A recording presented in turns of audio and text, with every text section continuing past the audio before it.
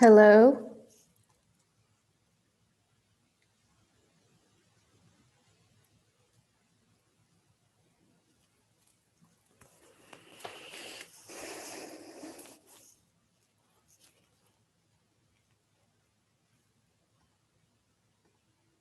Hello. Hey. Can y'all hear me? Yes. Awesome. Yes. Cool. What's up? Hey. I think we're still waiting for Gabby. So, okay. But while we're waiting, yeah, just making sure I'm like figuring out my audio. You guys can hear me okay? And just hearing, can you guys talk a little bit so I can hear, see if I can hear you? Yeah, I can hear you really well. Okay, cool. Yeah, I can hear you too. Okay, dope. Yeah. Okay, here's Gabby. Let's see here. How are y'all doing? I'm like still tripping from last night's debate. I hope that none of y'all watched it. Unfortunately. I know. Yeah. I was able to catch some of it. Yeah.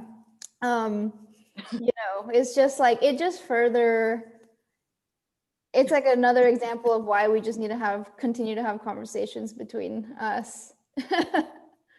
Right. But yeah, so this is good. I mean, I don't know. I feel like it's like, I kind of feel like this is perfect timing, like, when the debate happened yesterday and just kind of continue, and like, hopefully for me, I'm like, I want to reground myself partly in this conversation and just talk about like, what does the future for us look like, Mm-hmm. And fucking maybe we make some demands here. Maybe we talk about what we need. Hey, Gabby. Hey, how are you? Good. How are you? Good. Awesome. Hey. Oh shit. Let me get my computer charger. Okay, cool.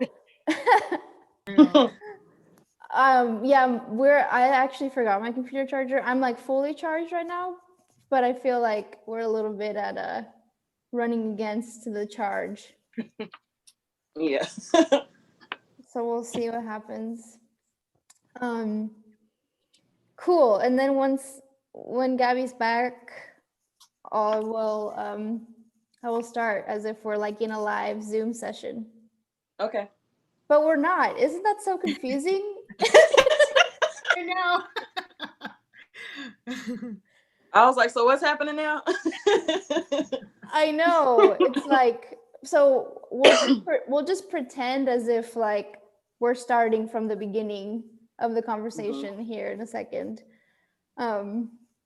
But so yeah, just to like reiterate what's going down, I'll introduce myself and what we're doing for guitar.live, and then I'll sort of hand the mic over to each of you to just introduce yourselves and talk a little bit about what you're doing right now, and then we'll just let whatever happens happen. Okay, cool. Everyone feel good? Yes. Ready? Okay, great. Whew. Okay, here we go. All right. Well, hello, everyone. who is watching this right now. My name is Fabiola Reina. I'm the founder and editor-in-chief of She Shreds Media, presenting this amazing panel for Guitar.live.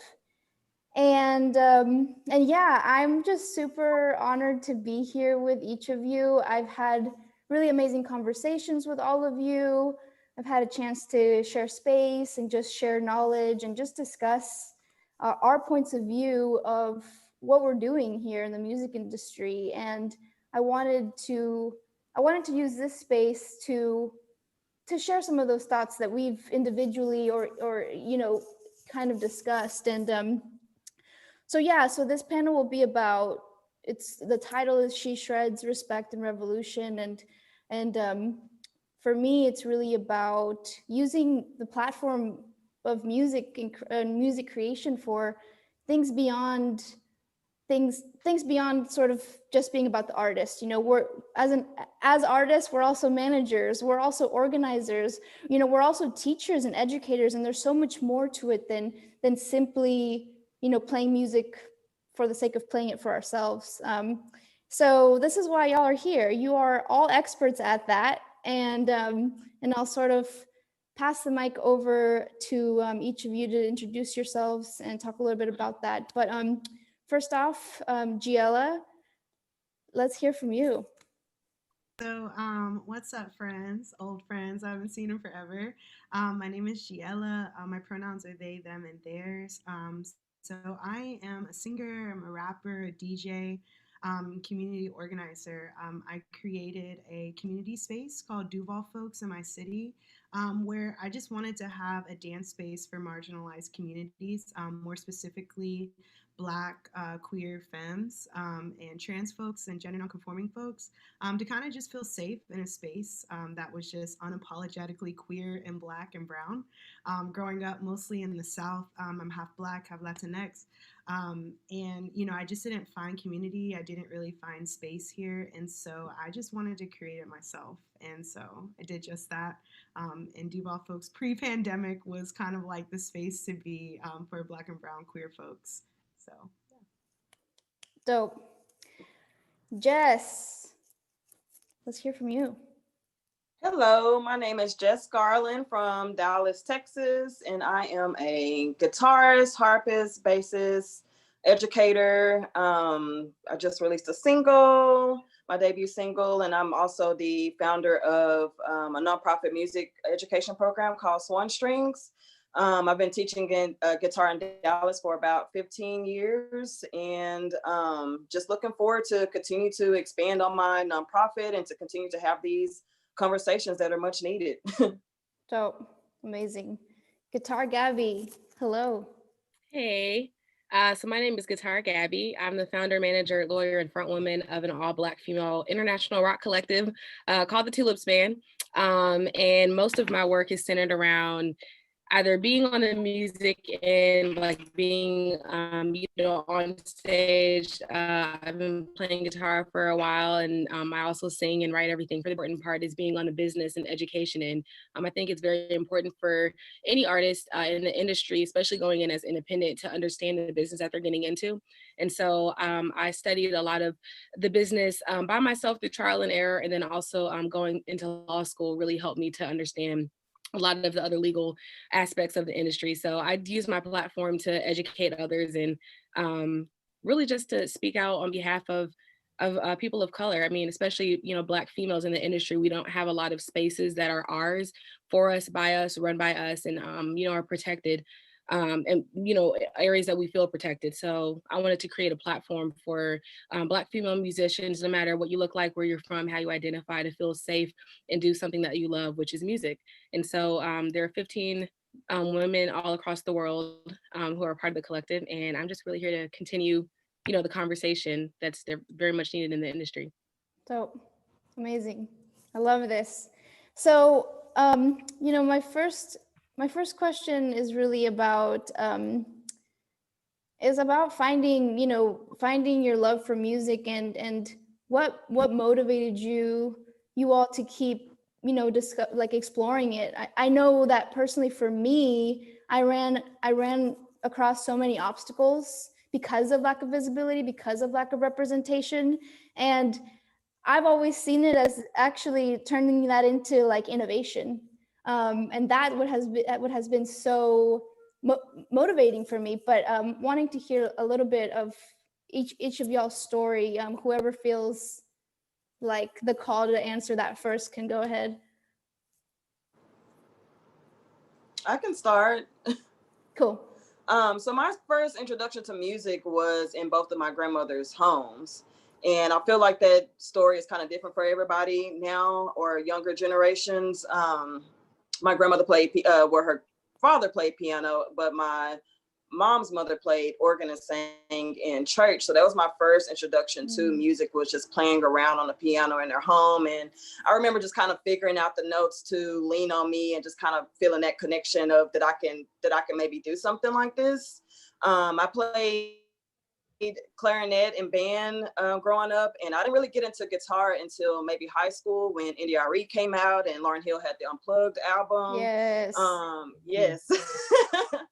And I just really liked seeing Black women playing instruments. You know, even when Alicia Keys came out and she was playing piano, it was just good to see women and Black women play instruments, because before that I remember Jewel and Alanis Morissette, and I was into all of them as well too, but it was really important to see someone that looked like me doing it as well. And so I didn't get into guitar until really, as far as learning guitar, until college. And it was classical guitar. And I took about 2 years and I transferred to SMU and started teaching guitar in the Park Cities area for maybe about 10 years. So it was kind of like northern Dallas, to give just kind of some perspective there. And north of Dallas is typically not brown and Black folks, you know? And a lot of those students kind of were, I felt like they were forced to be put in that position to learn how to play an instrument.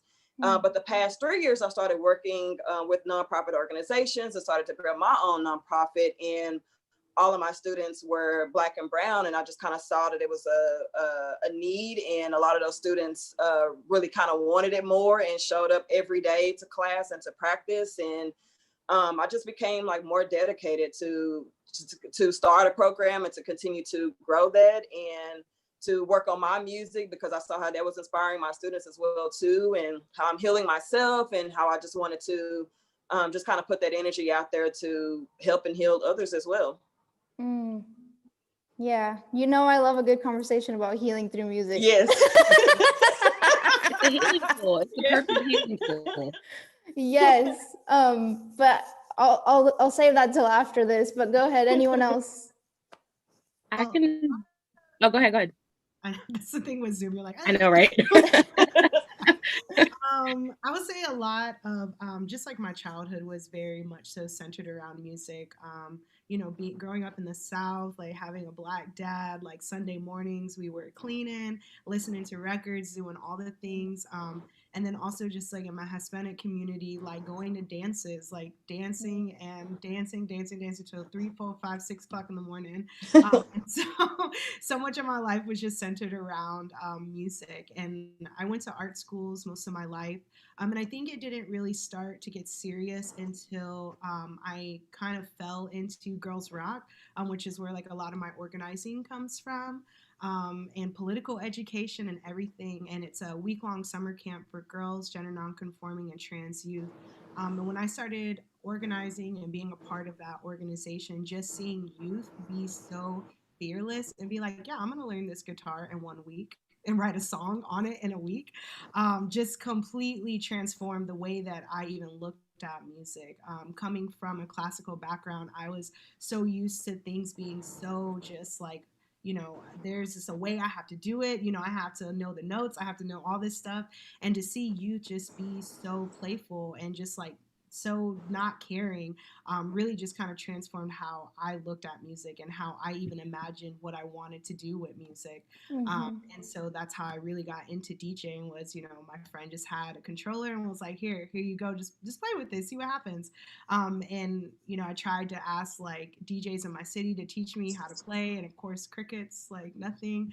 And I was just like, you know what, I'm just gonna teach myself how to do this. And yeah, 2 years later, here I am, like paying my bills with it. And I just would have never thought I could be in this space. And I just have to give it up to the youth for just like making me feel that way. And just getting to meet so many femme musicians through that space as well. Like, it's how I even came across Tulips. And, you know, I was at Afropunk and I didn't even know that I was there seeing y'all. And it's just, it's amazing to just like have this community that's not only just local but also international. You know, there's girls rock camps all over the world, and so I just have friends everywhere and like femmes that I can lean into and talk to, and that have felt the same things that I have felt, like those insecurities that I felt, that language that I didn't know, and girls rock just gave me all of that. Yes. And for the record, I also came from the Girls Rock Camp.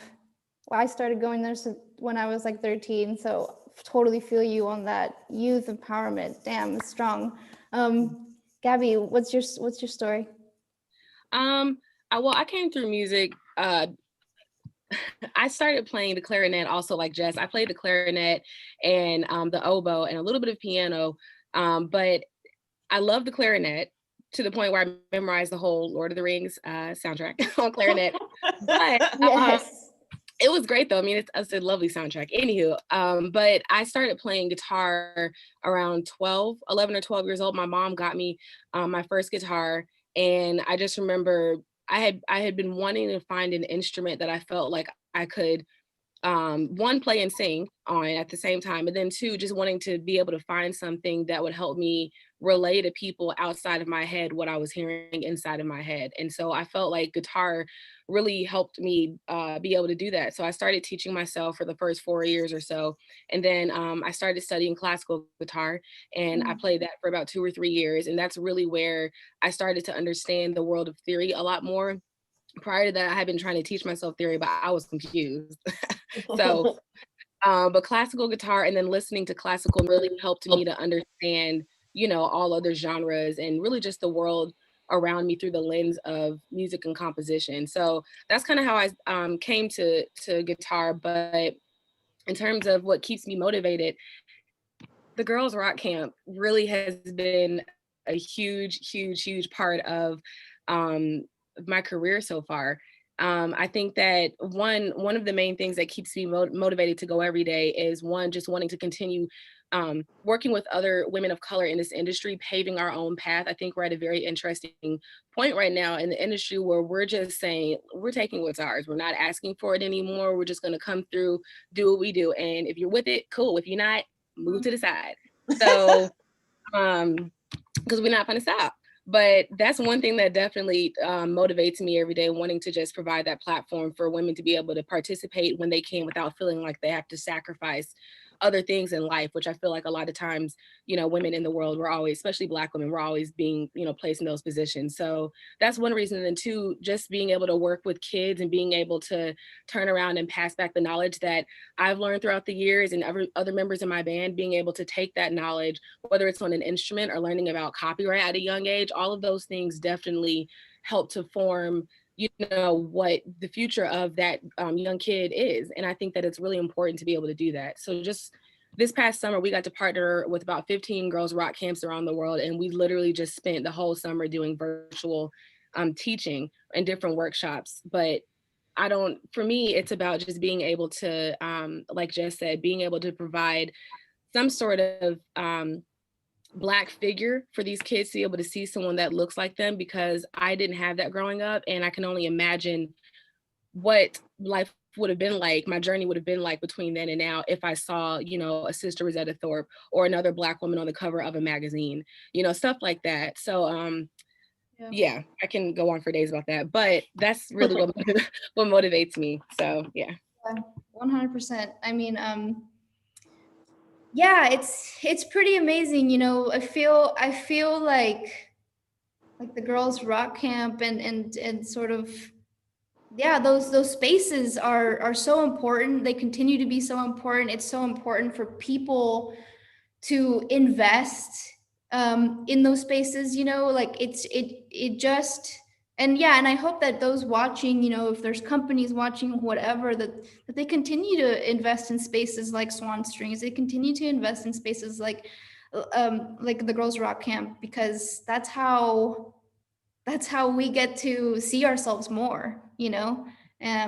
But so yeah, so thanks for all of you for sharing that. And I think moving into a little bit of that healing conversation, my next question touches on that a little bit. So thinking about the political, social, cultural, and environmental turmoil today, do you feel that the guitar and that music in general can be used as a tool for revolution? If so, why?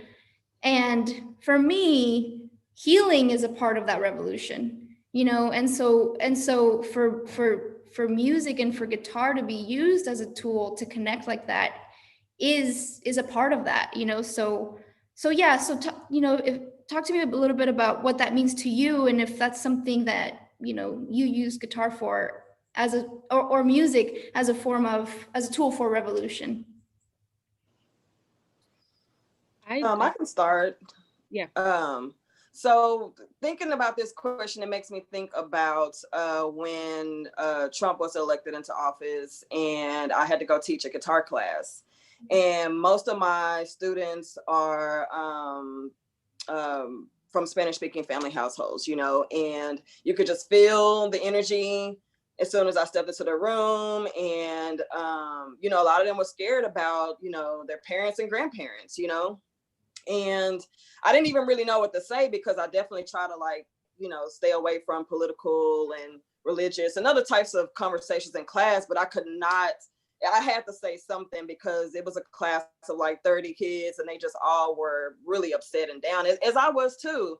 And all I could tell them was, I know how you feel, you know, it's completely understandable, but y'all are here, you know, and let's just try to just pick up the guitar and let's just start strumming, you know, and see if that makes you feel like a little bit better, you know. And at that moment, I had not even started Swan Strings yet, or even applying for grants as an individual artist to start providing my own free music education program. But that's one of the moments when I realized like how important this really was. I never thought that I would have to come to a class and my students would be affected by a presidential election like that. I just never thought of something like that. So there's so many different ways that that question can be answered, but the short answer is yes, you know, and that makes me definitely think of that particular time and teaching that class. And I think just as an artist, we're all telling stories, right? Like current times, you know, like we have to talk about like what's going on. I think that's the most important thing, you know. So it's definitely revolutionary. I mean, we can even think about, you know, Jimi Hendrix's version of the Star Spangled Banner, you know what I mean? Like that's, you know, that would be my version, you know what I mean? So it's definitely revolutionary, where we can use the guitar specifically and just music in general to address the current times. And even just now with providing virtual lessons, like it's been, I've seen how it's helped a lot of my students, new students, and even the parents that's been wanting to learn guitar right now, because they just need something. They just want something. They're in search of something right now. And I'm glad, because it's kind of expanding on what I want to do for my nonprofit program. I want it to be more of not just education, but therapy as well, because that's what it is. Most of my lessons are like a therapy session. You know, we just talk about stuff, whatever it is, and then we just start jamming out, you know? So yes, it's definitely revolutionary. Yeah. Gabby, you or whoever. I was just gonna add to that, everything that you just said. In addition to that, I think that, you know, a lot of, like, my undergraduate degree was in environmental science, and then also in law school, I studied environmental law. So I've always been on the educational side of being in between. I like to say I want to be in between communities and the government, because I think a lot of people don't know how we can be a part of effective change and legislation unless somebody teaches that to you. And because a lot of times, especially in communities of color, are not given, you know, those same type of textbooks or quality, you know, material to be able to learn about these things. A lot of times we're left out in the dark. And then on top of that, when it comes to environmental racism, a lot of times communities of color and low income communities are where, landfills are placed, or all the manufacturing companies want to come and dump everything in our water. So it's, I when I started teaching environmental education and environmental law to kids that I was working with in different rec centers, obviously a lot of it is over your head, because it's a heavy, anything that has to do with law is heavy for anybody. But I wanted to figure out a way to use music as a tool to teach them, about environmental things, or even about music law. And so I use guitar. I would bring in my guitar sometimes to the classes that I was teaching, or I would use, different videos from other artists that talk about, environmental issues or even political issues right now in their music. Because I mean, kids are listening to music. People listen to music as a form of getting through whatever it is that you're going through, whether that's something bad or you're just in a really good mood and you want to be turned. Like, whatever it is, music is that tool that helps people get through what they're going through. So I definitely think that music, especially guitar, can be a tool that in some ways literally talks to people. I think that, guitar is definitely a tool that can talk to people and meet them where they're at. And I think that that's really one of the biggest things, especially like with our current political climate. I think a lot of people, just especially Black people in this country, just want to feel like we're being heard. And for us, culturally and historically, we're heard through entertainment and through our music. And so I think that there's um, a lot of amazing artists right now that are speaking about what's going on in the world around us through their music. And I think that as a result of that, a lot of people who may not necessarily be watching the debates, or who are trying to, censor their spirit from how much of this foolishness we have to take in, a lot of people are listening to music to understand and to relate to others about what's going on around them. So I definitely think that music is a healing tool, and making sure that we're giving access to our young kids to be able to express themselves through music is extremely important, because schools are not doing that. So it's definitely up to people like us to continue educating, these young kids, and also just being inspiration for people around us. The world needs a lot of that right now. So. Whew, true. Just to circle back around to something that Gabby said earlier, is just like, imagine like where I would have been if I would have saw like a Sister Rosetta Tharpe like on a cover, or all these other amazing Black femmes that like paved a way for literally every single genre of music. If we look at hip hop, like the first hip hop record was recorded by a Black femme. Rock and roll was created by a queer Black femme. And so it's just like you can see this pattern like over and over again. But because they didn't get that exposure, because they didn't get to be on the front, or they didn't look a way that basically they just didn't have Eurocentric features, they weren't exposed in that way. And so I think, creating those spaces like Girls Rock, where, I was able to go out to Santa Barbara, California, and teach, young white girls about like, hey, this is my experience as like a Black femme that lived in the South. And it's like they don't know what they don't know. And so being able to like educate each other and like skill share with each other, and just like share space, political education, or just kind of like feelings, whatever. And I think that goes back to even just like Riot Girl days, when they would create zines and like, share information in that way of like, here, this is how you book a show, this is how you book a tour. And you can even see that alive and well today with like femmes like exchanging like information with each other, letting, folks know about like, here's the tea on this venue, this is what's going on. And, it just like it's healing in that way, because that you're never alone, that the feelings that you have are not just like yours, like everyone else feels that.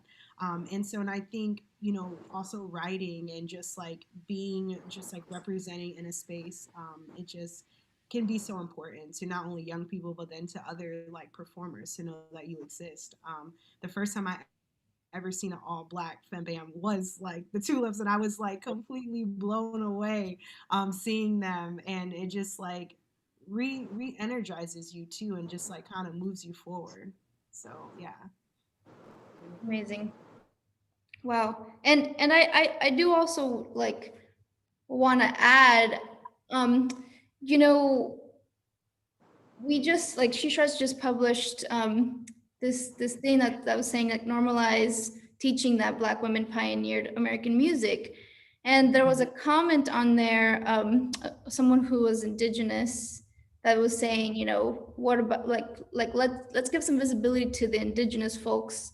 And I thought to myself, you know, it's like that is visibility to the Indigenous folks, you know, that is like power to the Indigenous communities, you know, and I feel excited about those conversations that are coming up, and to have this solidarity become stronger between Black, Brown, Indigenous, and white allies who are really going to show up, you know, and are really ready, willing to listen, and you know, and so yeah, and I believe that music somehow is able to like facilitate all of that. You know, like somehow music is able to like really like carry that conversation and carry us all in this very elegant way. So yeah, so thank you all again for sharing that. If there's nothing else that anyone wants to say about that, I'll move forward. But okay. So once again, as musicians and people who work in various positions within the music industry, what does respect in the industry look like to you? What do you feel needs to change in order for you to do the work you need to do as best as you can? Maybe Gabby, we'll start with you. I would say listening. I think that I'm not gonna go on my tangent because you know you talked about manufacturing companies. It's just it feels like we're beating a dead horse sometimes, because you know companies like ESP and like EMG's better with this in terms of having conversations about respect, especially for people of color in the industry. But I think that a lot of manufacturing companies, a lot of music labels, a lot of people in high positions of authority are typically white men. And a lot of times, from my experience, you know, when we're asked when, you know, what can we do to support, or what can we do to whatever, you know, it's first of all, a lot of times those questions only come about after something major has happened on television. And I feel like a lot of companies want to be like, look, well, we responded, look, we're trying to help, we're trying to respect, but then it falls off. And, you know, that's one of the things that I've been talking with ESP about lately. You know, what happened? Like, you tired already? We just one time. This is my life. So when you're asking what you want to do, or, you know, how can you all respect us, listening and actually like intently listening and putting forth energy and putting your money where your mouth is to carry out the commitment that's needed to be able to actually respect people of color in this industry. A lot of times it's you know, oh, well, we put you up on our website once 6 years ago. That's not good enough. You know, it's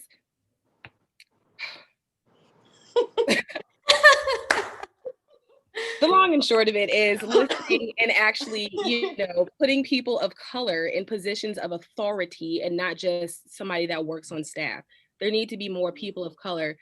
I would love to see more women of color in this industry in high positions of authority who can actually, one, speak from experience of being, you know, that Black woman that I'm speaking up on behalf of, you know, when I'm reaching out to these companies or whatever. I'm just gonna leave it there. Yeah, it's multifaceted for sure, but also so simple. Like all you got to do is honestly just value the opinions and the expertise of people of color, of women of color, to the point where you are not questioning whether what they're asking for, visibility, compensation, is an issue. Why is that an issue? It's not. It really isn't. It's only an issue if, you know, people of color are asking. Well, first of all, we shouldn't have to ask to be treated like humans, but that's a whole different subject. But, you know, I agree though. It just listening. It's really not that difficult. Yeah. Who else is inspired to answer that? there's just so much unpacking, I think, with all the questions that have been asked so far that we just don't have the time. Right. We don't have the time. But Gabby said it right. I mean, it's our life, and it's so weird that people are tired already because it's like, this is it, you know? But I would say listen, believe, and protect, you know, and those are very simple things, you know? And I mean, I can even just use this as an example of like, I rarely go into a Guitar Center. Oh, Rarely. It's like the Home Depot and Lowe's of guitar shops, you know, and it's really weird to see. Like when I walk in, when I have to, and that's like the only option I have, I'm like, I gotta go here to get something. How they immediately treat me, and assuming, you know, I may ask a question because I worked at Guitar Center for about 3 months when I was at SMU. And I started to hate guitars and Chick-fil-A, which was also next door. And Chick-fil-A, I know that's another discussion, bringing that up. But anyway. Oh, Lord. But I'm just like, I'm starting to hate guitars. I'm starting to hate like food that I love. And it's just like, this is not it, you know, because it was so hard and it was like competitive. And I was cutting everybody deals because I was like, I don't care. Like, I'm still getting a commission check. And I just wanted to just help. But then people were questioning my expertise, you know.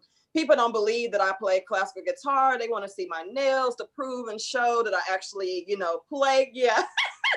Like, you know, actually prove and show that I know how to, you know, play, that's my style or form of the way that I learn my foundation of learning guitar. And I can go now and there'll be women there that are not of color that treat me the same way. And it's so weird because I'm like, we're women. You know, and you're like, you know, I'm asking a question about teacher discounts, or I have a nonprofit program, you know, can I show you my, you know, IRS determination letter or whatever so that I can get some type of tax-free or whatever for strings that I need for my kids or tuners. And you can't even register the fact that I have a organization. And you're like, oh, the teaching's back there. I'm like, no, you're not hearing me. I am a teacher. Actually, one of your teachers are my teachers. And I'm asking you, you know, do you guys provide some types of discounts, you know? And it's just little things like that that's just, it's so simple that can go a long way. Guitar Center, like specifically some of the ones that are local to me here, have considered me to be competition, which is just weird. There's so many kids. There's so many kids. We can work together.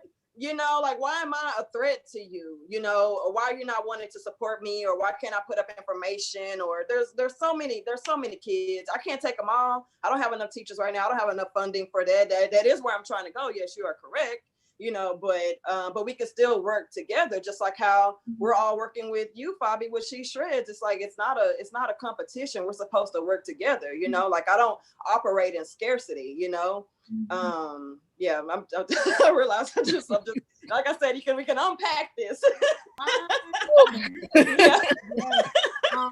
That's gonna be a wine session. Right. Yeah. I think it's gonna take a lot of just like, to be honest, just decolonizing the way that we think.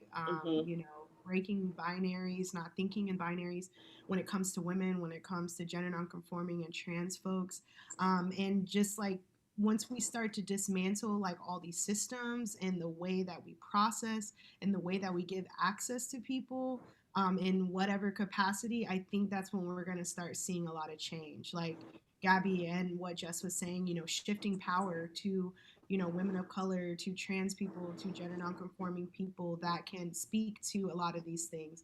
And also like valuing lived experience, versus like, you know, maybe some folks don't come from academia. And I think that's part of like decolonizing a lot of the ways that we think.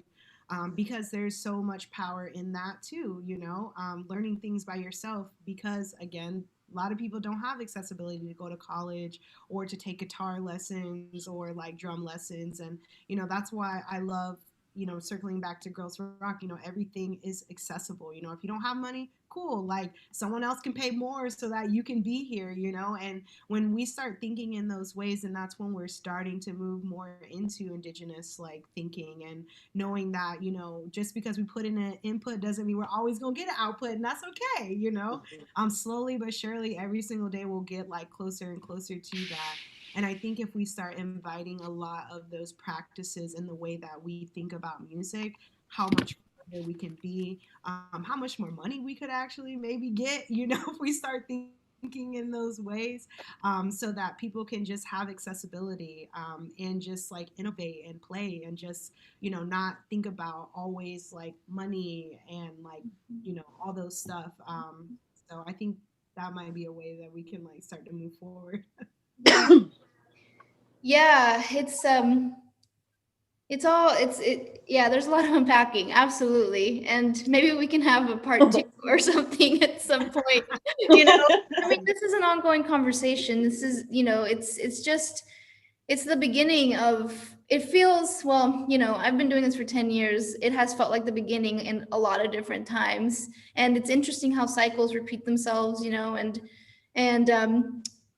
so, but to close this out, I'm not sure where Gabby went. I think maybe she's coming back. Okay. Or okay, there, yay. Um, Our connections back.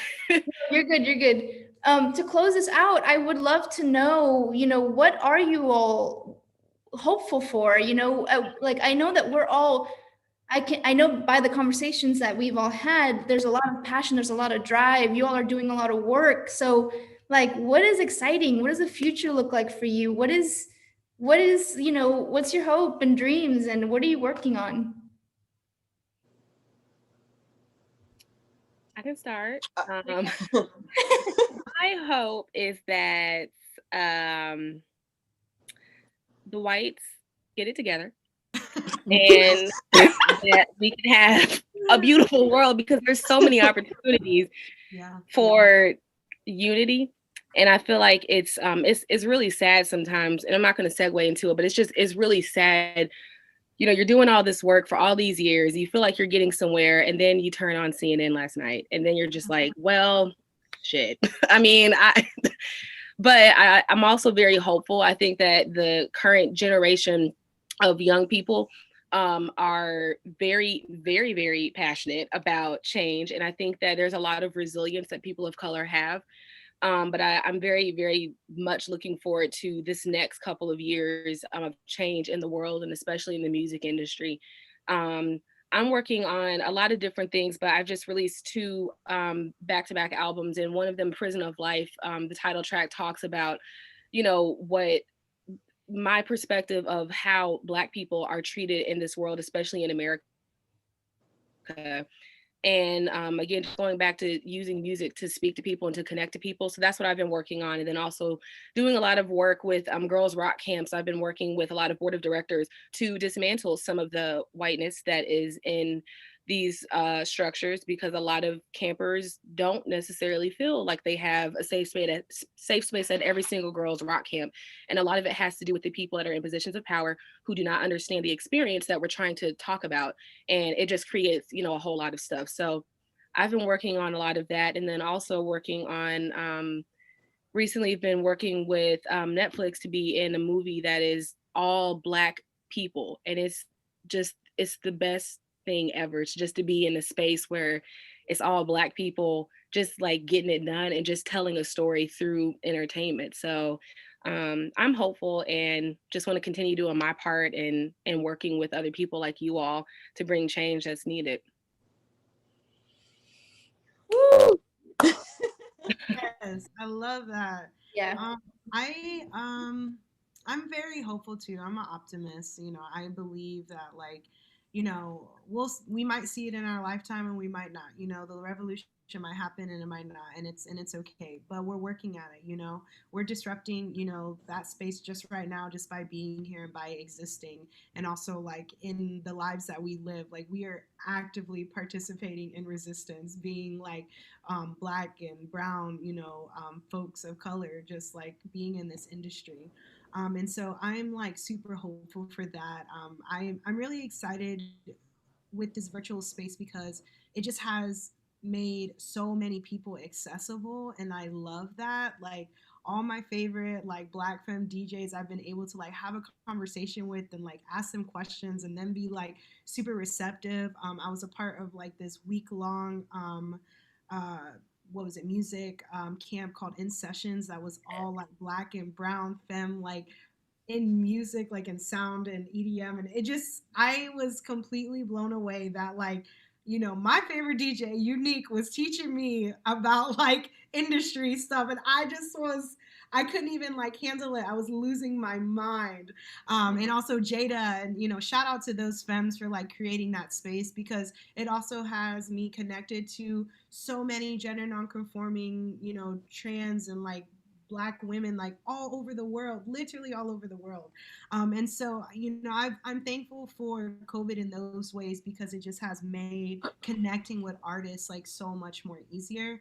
And then also just like made me realize that the things that I feel as an artist, like feeling insecure, feeling like I'm not farther enough in my career, it's just like everyone else feels that, and not, having like imposter syndrome all the time. This has like very much so grounded me in so many ways. And I'm thankful for COVID for that. But I'm also working on music. Like COVID made me pause and actually get into the studio and record for like 5 hours, which I'm like, okay, what the hell was that? Like, and also experimenting with like beat making, and like, I got like a whole setup, and, been sound engineering. So I'm just like, okay, I see you. And so just also like validating myself, and, getting back into therapy, and just like, being gentle with myself as well. So it's been quite a journey, but I'm very thankful. So Um, I will say that the revolution is like in our minds, right? Like it will not be televised, as we all have heard. And I am definitely very, very hopeful. And COVID really has helped in a lot of ways. And weirdly enough, to where people are working together to move forward. And Fabi, I even like how you just described about like, that we are indigenous, women as well too. And like we do need to break down that barrier. Like that's like one of my biggest things is like, I don't understand why we're separated. I don't understand why we're divided. Like we're in this together, And I'm extremely hopeful. Like things have been going really well, especially, during these times right now. Like I've been, getting opportunities, getting funding. I'm still doing virtual lessons. It's there's a lot of things that are inconvenient about it, but we're still moving forward. I am working more on myself as well, and feeling and being more creative as well. I just released a single in August, and a lot of people think I recorded it during these times, but I didn't. A lot of people think it's about what's happening right now, and it's not. But it just kind of shows you the power of music, though, And I'm actually working with Aurora Festival about confronting environmental racism. There is there is an illegal dump called Shingle Mountain that's off of 075 in Dallas that's been there for about 3 years. And people in the neighborhood are, primarily Black and brown, and they're getting sick and breaking out in rashes. It's like disgusting. And I don't understand why that's happening. But this particular neighborhood in Dallas, it's a history of that. There's a place called the Trinity Audubon Center, which is like a nice, place like for visitors to come to see natural wildlife. But before that, it was also an illegal dump.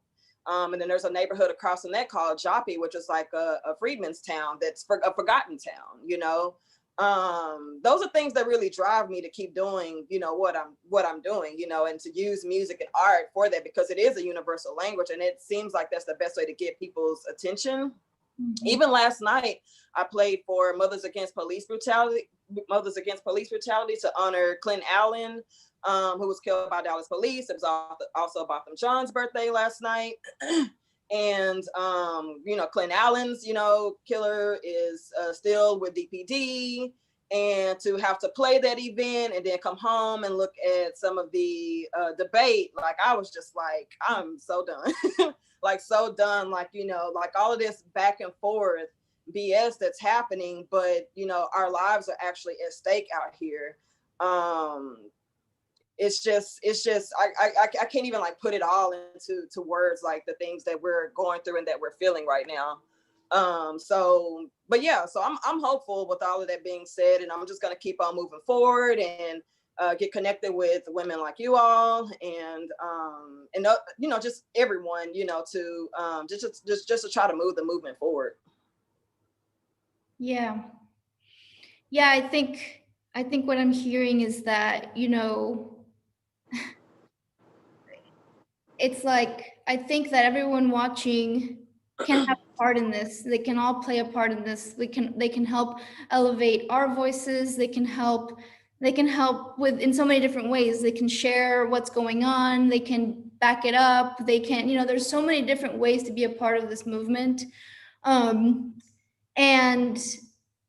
so you know, this is one of it. You know, this is the fact that Guitar Live is also like willing to just give space to this conversation and hopefully, you know, distribute it and hopefully share it, you know, and really be able to you know, to honor the fact that we're all here sharing our truths. I mean, truly, thank you all so much for being real, for being honest, for sharing your thoughts, for carrying so much more than music only, you know. And I'm proud of all of us for doing that, you know, for in such heavy times, carrying so much and sharing it in this space. And so yeah, I just want to say thank you all for being here. And thank you, Guitar Live, for having us.